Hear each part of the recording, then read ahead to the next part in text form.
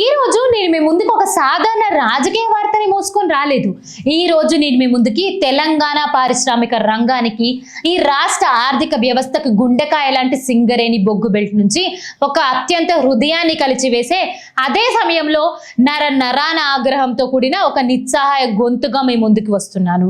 భూగర్భంలో, అవును, భూమికి వేల మైల లోతున దాదాపు 900 అడుగుల చీకటి ప్రపంచంలో ఊపిరాడని కండిషన్లో చుట్టూ విషవాయువాలు కమ్ముకుంటుంటే ప్రాణాలను అరిచేతిలో పెట్టుకొని ఒంటి నిండా నల్లటి బొగ్గు పొడుతూ నింపుకొని నల్ల బంగారాన్ని వెతికి తీసి ఈ దేశానికి, ఈ రాష్ట్రానికి వెలుగులు పంచిన సింగరేణి రిటైర్డ్ కార్మికుల గొంతుగా నేను మాట్లాడుతున్నాను.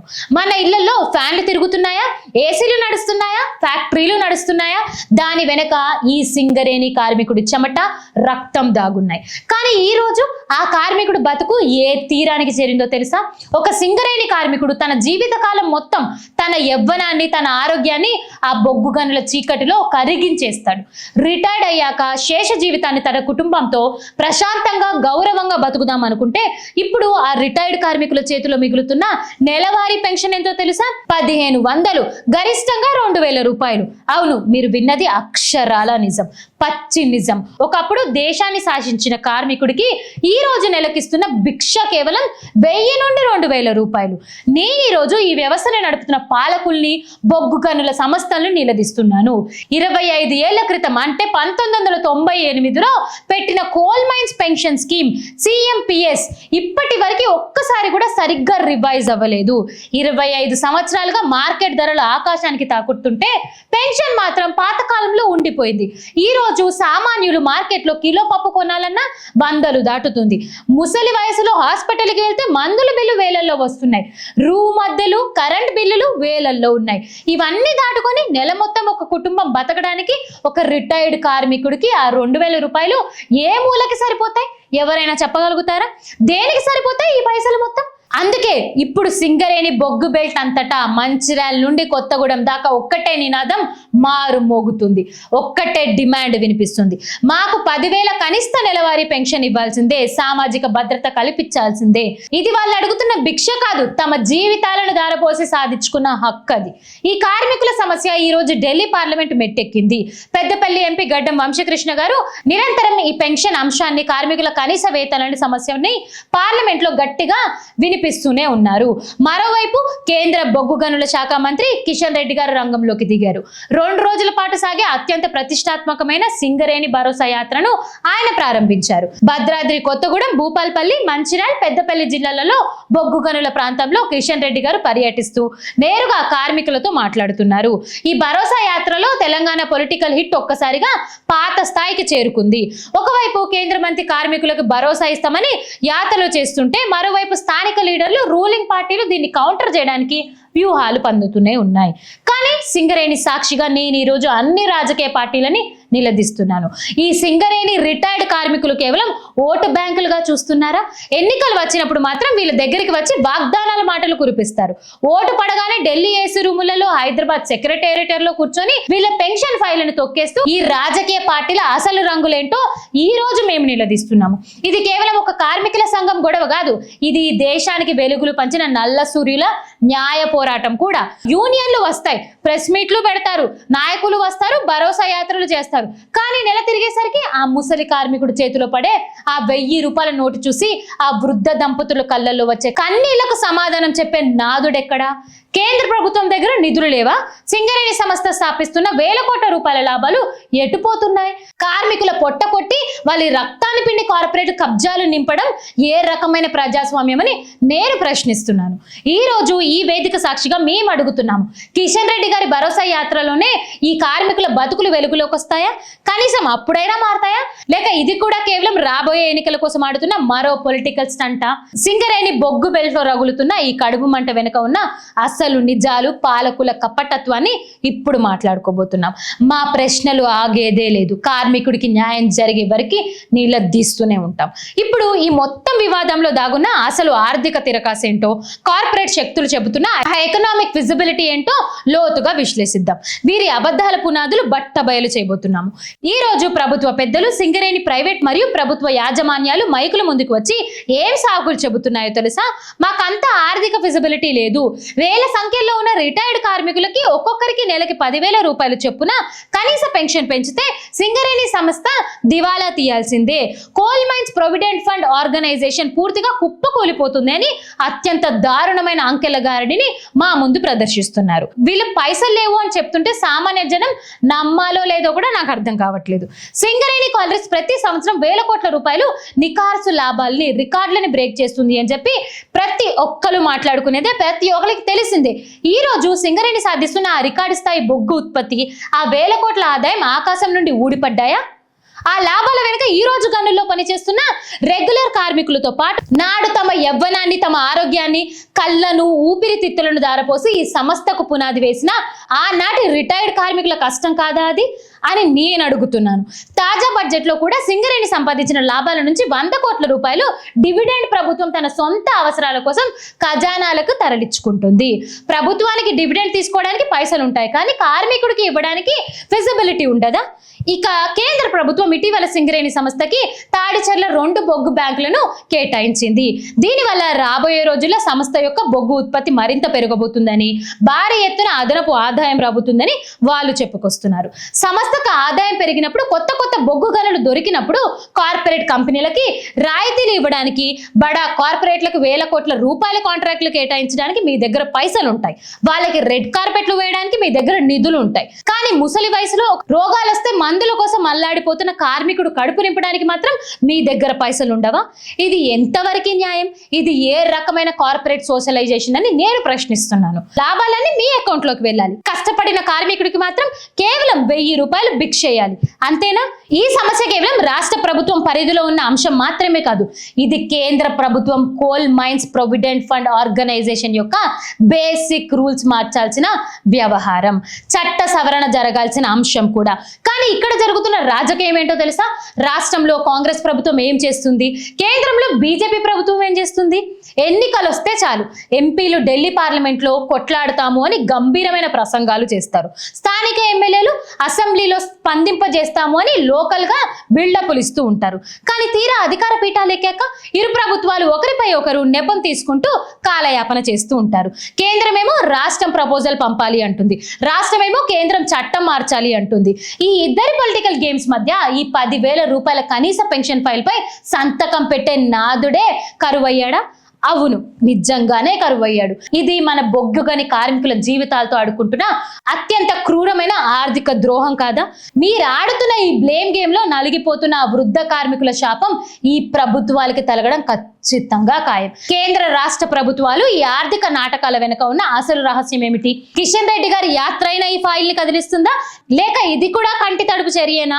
ఈ విషయాలన్నిటినీ, ఈ పొలిటికల్ కపటత్వం వెనుక ఉన్న ప్రతి ముసుగు వెనుక ఉన్న ప్రతి ఒక్కరిని ప్రశ్నిస్తూనే ఉంటాం, నిలదీస్తూనే ఉంటాం. ఎందుకనంటే వారు సమాధానం చెప్పాల్సిన అవసరం ఖచ్చితంగా ఉంది. ఇది ఒక సింగరేణి రిటైర్డ్ కార్మికుల పెన్షన్ సంక్షోభం వెనుక దాగున్న అత్యంత భయంకరమైన క్రూరమైన నిజాలేంటో ఇప్పుడు చూద్దాం. తెలంగాణ రాజకీయ కారిడార్ లో ఒక పాత సామెత ఉంది, ఒక బలమైన నమ్మకం కూడా ఉంది. సింగరేణి ఎటు నిలబడితే తెలంగాణ అధికార పీఠం అటువైపు వంగుతుంది అని చెప్పి. ఇది ఊరికే అన్నమాట కాదు. ఖమ్మం, కరీంనగర్, ఆదిలాబాద్, వరంగల్ జిల్లాల పరిధిలో దాదాపు 10 నుండి 12 అసెంబ్లీ నియోజకవర్గాలు, కనీసం 3 పార్లమెంట్ స్థానాలు గెలుపోటమలు ఈ సింగరేణి కార్మికులు, రిటైర్డ్ ఉద్యోగులు, వారి కుటుంబాల ఓట్లు నేరుగా శాసిస్తాయి. వాళ్ళు డిసైడ్ చేస్తే రూలింగ్ పార్టీ మట్టి కొట్టుకుపోతుంది, వాళ్ళు తలుచుకుంటే కుర్చీలు కదిలిపోతాయి. గత ఎన్నికల్లో ఏం జరిగిందో మనం అందరము చూసాము. ఆ బొగ్గు బెల్ట్ లో ఉన్న కార్మికులందరూ కాంగ్రెస్ పార్టీని నమ్మారు. హస్తం పార్టీ ఇచ్చిన హామీలను నమ్మి గుడ్డెద్దు చేల్లో పడ్డట్టు ఓట్లేశారు. కానీ సీన్ కట్ చేస్తే ఇప్పుడు కాంగ్రెస్ ప్రభుత్వం అధికారంలోకి వచ్చి ఇన్నాళ్ళు అవుతున్నా సంస్థకు రావాల్సిన బకాయిలు విడుదల చేయకుండా, కార్మికుల పెన్షన్ పై ఒక స్పష్టమైన నికారసు హామీ ఇవ్వకుండా దారుణమైన నిర్లక్ష్యం వహిస్తూనే ఉంది. దీనివల్ల ఈ రోజు సింగరేణి వ్యాప్తంగా ఉన్న వృద్ధ కార్మికులు, వాళ్ళ కుటుంబాలు నిప్పులు చెరుగుతున్న ఆగ్రహం వ్యక్తిస్తున్నారు. మరి ఇదే తరహాన కార్మికులు రగులుతున్న ఈ కడుపు మంటలు ఒక పవర్ఫుల్ పొలిటికల్ లీవరేజ్ గా మార్చుకోవడానికి అటు బీజేపీ ఇటు బీఆర్ఎస్ పార్టీలు పక్కా వ్యూహంతో రంగంలోకి తీసుకొచ్చారు. ఇందులో భాగమే కేంద్ర మంత్రి కిషన్ రెడ్డి గారు భరోసా యాత్ర పేరుతో నేరుగా బొగ్గు గనుల క్షేత్రాలకు కార్మికుల ఇళ్లకు దూసుకుపోతున్నారు. కేంద్రం ఇటీవల సింగరేణికి తాడిచెర్ల బ్లాక్ కేటాయించింది కాబట్టి చూసారా, మేము కార్మికులకి నిజమైన పక్షపాతులము, మేము మీకు న్యాయం చేస్తున్నాము అని నిరూపించుకోవాలని, ఆ ఓటును తమ వైపు తిప్పుకోవాలని బీజేపీ తాపత్రయపడుతుంది. మరోవైపు బీఆర్ఎస్ నాయకులు బల్కం సుమన్ లాంటి వారు ఊరికే కూర్చోవడం లేదు. వాళ్ళు సోషల్ మీడియా వేదికగా గ్రౌండ్ లెవెల్లో కాంగ్రెస్ ప్రభుత్వ వైఫల్యాన్ని చూపిస్తూనే ఉన్నారు. కార్మిక సంఘాలను రోడ్డు మీదకి ఉసిగొలుపుతున్నారు, ధర్నాలకు ప్లాన్ చేస్తున్నారు. నేను ఈ రోజు ఈ వేదిక సాక్షిగా ఈ రాజకీయ శక్తులన్నింటినీ నిలదీస్తున్నాను. ఇక్కడ కార్మికుల ఆకలి కంటే, ముసలి వయసులో వాళ్ళు అనుభవిస్తున్న నరకం కంటే, వాళ్ళ పెన్షన్ కంటే రాబోయే స్థానిక సంస్థల ఎన్నికలు, ముందస్తు ఎన్నికల వ్యూహాలలో ఈ ఓటును ఎలా దక్కించుకోవాలి, వాళ్ళ కన్నీళ్లను ఓటుగా ఎలా మార్చుకోవాలి, దానిపై కదా మీ అందరి ఫోకస్ ఉంది. అవును, ఇది అత్యంత అసహ్యకరమైన దారుణమైన అవకాశవాద రాజకీయం కాదా? కార్మికుడు కడుపు మండుతుంటే మీ పొలిటికల్ మేనేజ్మెంట్ కోసం పాకులాడుతున్నారు కదా. ఈ సంక్షోభం ఎంత తీవ్రంగా ఉందో అర్థం చేసుకోవడానికి ఒక చిన్న ఉదాహరణ చెబుతాను. ఈ పెన్షన్ సమస్య ఎంత భయంకరమైన రూపం దాల్చిందంటే, అధికార కాంగ్రెస్ పార్టీకి చెందిన సిట్టింగ్ ఎమ్మెల్యే వివేక్ వెంకటస్వామి, అలాగే పెద్దపల్లి ఎంపీ గడ్డం వంశీకృష్ణ లాంటి వాళ్ళు స్వయంగా తమ సొంత ప్రభుత్వం పైనే, ముఖ్యమంత్రి పైనే తీవ్రమైన ఒత్తిడి తెస్తున్నారు. కార్మికుల పెన్షన్ పెంచకపోతే రేపు మమ్మల్ని బొగ్గు బెల్ట్ లో అడుగు పెట్టనివ్వరు అని సొంత పార్టీ నేతలే బహిరంగంగా ఆందోళన వ్యక్తం చేస్తున్నారంటే పరిస్థితి ఎంత దారుణంగా ఉందో, గ్రౌండ్ లెవెల్లో ఎంత నిప్పులు రగులుతున్నాయో అర్థం చేసుకోండి. ఈ రోజు కాంగ్రెస్ ప్రభుత్వం పెద్దలకి, సచివాలయంలో కూర్చున్న పాలకులకి నేను ఒక్కటే స్పష్టమైన హెచ్చరిక జారీ చేస్తున్నాను. ఈ సింగరేణి నల్ల సూర్యులకి, వాళ్ళ కుటుంబాలకి గనక మీరు తక్షణమే న్యాయం చేయకపోతే, ఆ 10,000 రూపాయల కనీస పెన్షన్ ఫైల్ ని గాల్లోకి వదిలేస్తే ఈ సింగరేణి బొగ్గు బెల్ట్ మొత్తం రాబోయే రోజుల్లో అధికార పార్టీకి ఒక పెద్ద పొలిటికల్ గ్రేవ్ యార్డ్ గా, ఒక రాజకీయ శ్మశానంగా మారడం ఖచ్చితంగా ఖాయమైన విషయం. నేను ఈ రోజు తెలంగాణ సమాజం ముందు, ఈ పాలకుల ముందు ఒకే ఒక ప్రధానమైన ప్రశ్నను ఉంచబోతున్నాను. ఈ దేశానికి వెలుగులు పంచిన శ్రామికుడికి కేవలం ఎన్నికలప్పుడు ఓటు వేసే ఒక యంత్రంగా ఎంత కాలం వాడుకుంటారు? రాష్ట్ర ప్రభుత్వానికి వేల కోట్ల రూపాయల బడ్జెట్లు కేటాయించడానికి పైసలు ఉంటాయి, కానీ కార్మికుడి సామాజిక భద్రత కోసం పైసలు ఉండవా? కేంద్రానికి బడా కార్పొరేట్ సంస్థల్ని అప్పు మాఫీ చేయడానికి రూల్స్ మారుతాయి, కానీ coal mines provident fund organisation rules మార్చడానికి చేతులు రావా? ఈ ఓటు వేట, ఈ పవర్ బ్యాలెన్స్ పొలిటికల్ గేమ్ ఎటువైపు దారితీస్తుందో, కిషన్ రెడ్డి గారి యాత్ర కార్మికుల్లో నిజంగానే పెన్షన్ తెస్తుందో, లేక కాంగ్రెస్ ప్రభుత్వం కార్మికుల ఆగ్రహానికి బలి కాబోతుందో చూడాల్సిన విషయమే. ఈ విషయాలన్నింటినీ, పొలిటికల్ డ్రామా వెనుక ఉన్న ప్రతి ఒక్క రహస్యాన్ని మనం ఇప్పుడు మాట్లాడుకోబోతున్నాం. ఈ విశ్లేషణపై, మీ ఆర్థిక ద్రోహంపై మేము ఫైనల్ అలైన్మెంట్ బట్టబయలు చేయబోతున్నాం. ఇది సింగరేణి బొగ్గు బెల్ట్ కార్మికుల సుదీర్ఘ పోరాటాన్ని, వాళ్ళ పెన్షన్ సంక్షోభాన్ని ఎండగడుతూ ఈ రోజు ఈ వేదికపై నుంచి అటు ఢిల్లీ పాలకులకి, ఇటు రాష్ట్ర ప్రభుత్వం పెద్దలకి ఒక్కటే స్టేట్ అలైన్మెంట్ జారీ చేస్తున్నాను. ఈ రాజకీయ డ్రామాలు ఇక్కడైనా ఆపండి. కార్మికుల కన్నీలపై ఓటు రాజకీయం చాలించండి. కేంద్ర మంత్రి కిషన్ రెడ్డి గారు, మీరు బొగ్గు గనుల ప్రాంతాల్లో చేస్తున్న ఈ భరోసా యాత్ర కేవలం గంభీరమైన ప్రసంగాలకి, ప్రెస్ మీట్లకి, రాబోయే ఎన్నికల పొలిటికల్ మైలేజ్లకి మాత్రమే పరిమితం కాకూడదు. మీరు కేవలం ఒక పార్టీ లీడర్ కాదు, ఈ దేశానికి కేంద్ర బొగ్గు గనుల శాఖ మంత్రి. మీ చేతుల్లో పూర్తి అధికారం ఉంది. మీ చేతుల్లోని చట్టాన్ని మార్చే పవర్ కూడా ఉంది. నేను నేరుగా మిమ్మల్ని అడుగుతున్నాను, ఢిల్లీలో కూర్చొని ఆ పాత కాల్పుల coal mines pension scheme CMPS 1998 basic rules మార్పించండి. మన సింగరేణి కార్మికుల, రిటైర్డ్ కార్మికుల 10,000 రూపాయల కనీస పెన్షన్ ఆర్డర్ ని తెచ్చే దమ్ము, ఆ పొలిటికల్ విల్ పవర్ మీకుందా లేదా అని ఈ రోజు రాష్ట్ర వ్యాప్తంగా అందరూ నిలదీస్తున్నారు. రూల్స్ అడ్డొస్తున్నాయని సాకులు చెప్పకండి. కార్పొరేట్ కంపెనీలలో అప్పుల మాఫీ చేయడానికి రాత్రికి రాత్రే మారుతున్న రూల్స్ ఈ దేశానికి వెలుగులు పంచిన శ్రామికుడు పెన్షన్ పెంచడానికి ఎందుకు మారవు? And to the ruling Congress government in Telangana, నేను మీకు కూడా చాలా స్పష్టంగా చెప్తున్నాను, ప్రతి దానికి బడ్జెట్ లోటు ఉంది, ఖజానా ఖాళీగా ఉంది అని పాత సాకులు చెప్పడం ఇక్కడైనా ఆపేయండి.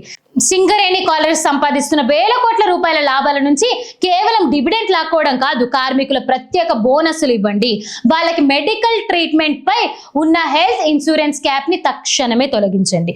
అంతేకాదు ఈ 10,000 రూపాయల కనీస పెన్షన్ డిమాండ్ ను పరిష్కరించడానికి కేంద్ర ప్రభుత్వంపై ఒత్తిడి తెస్తూ తక్షణమే తెలంగాణ అసెంబ్లీలో ఒక ప్రత్యక్ష తీర్మానం ప్రవేశపెట్టి ఏకగ్రీవంగా పాస్ చేయండి.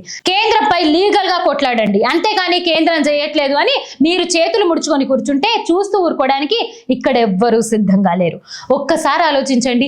ప్రాణాలను పణంగా పెట్టి ప్రతిరోజు మృత్యువుతో పోరాడుతూ భూమి పోరులోకి వెళ్లే కార్మికుడికి రిటైర్డ్ అయిన తర్వాత కనీస గౌరవంతో ఆత్మ గౌరవంతో బతికే హక్కు ఈ సమాజంలో లేదా? వాళ్ళు ఏమైనా మిమ్మల్ని లగ్జరీ కార్ల కోసం పైసలు అడుగుతున్నారా? కోట్లు ఖర్చు పెట్టి బిల్డింగ్లు కట్టించమని అడుగుతున్నారా? లేదు కదా. వాళ్ళు అడుగుతుంది కేవలం ఆ ముసలితనంలో ఒక పూట కడుపు నిండా గుప్పెడు మెతుకులు వెళ్ళాలని, రోగాలు వస్తే హాస్పిటల్లో కొనుక్కునే మందుల ఖర్చులు మాత్రమే. ఆ కనీస అవసరాన్ని కూడా తీర్చలేని ఈ చట్టాలు, ఈ బడ్జెట్లు ఎందుకు? ఇంకా ఈ పాలన ఎవరి కోసమని నేను ప్రశ్నిస్తున్నాను. మీరు ఎవరైతే చూస్తున్నారో ఈ రోజు నేను మిమ్మల్ని నేరుగా అడుగుతున్నాను, ప్రేక్షకులందరికీ, మీ కుటుంబంలో లేదా మీ చుట్టుపక్కల ఎవరైనా సింగరేణి రిటైర్డ్ కార్మికులు ఉన్నారా? వాళ్ళ కళ్ళల్లో ఉన్న ఆవేదన మీరు చూస్తున్నారా? ఈ రోజు వాళ్ళకి వస్తున్న పెన్షన్ ఎంతో తెలుసా? ఈ 10,000 రూపాయల పెన్షన్ డిమాండ్ పై మీ అభిప్రాయం ఏమిటి? కేంద్ర మంత్రి కిషన్ రెడ్డి గారి వల్ల కార్మికులకు నిజంగా న్యాయం జరుగుతుందని మీరు నమ్ముతున్నారా?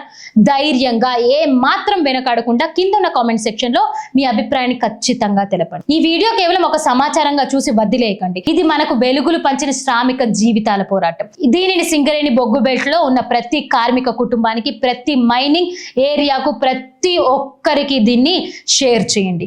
ఆ నల్ల సూర్యుల హక్కుల కోసం, వాళ్ళ న్యాయమైన పెన్షన్ కోసం మా ప్రశ్నలు ఆగేదే కాదు. ఈ పోరాటంలో మేము ఎల్లప్పుడూ కార్మికుడు పక్షానే నిలబడతాము. నిరంతరం ప్రజా పక్షాన నిలబడే నికారసు నిజాయితీ గల సామాన్యుడు గొంతు కోసం చూస్తూనే ఉండండి మన భారతవాస్. ఇలాంటి మరిన్ని వీడియోస్ కోసం చూస్తూనే ఉండండి భారతవాస్. జై హింద్, జై సింగరేణి.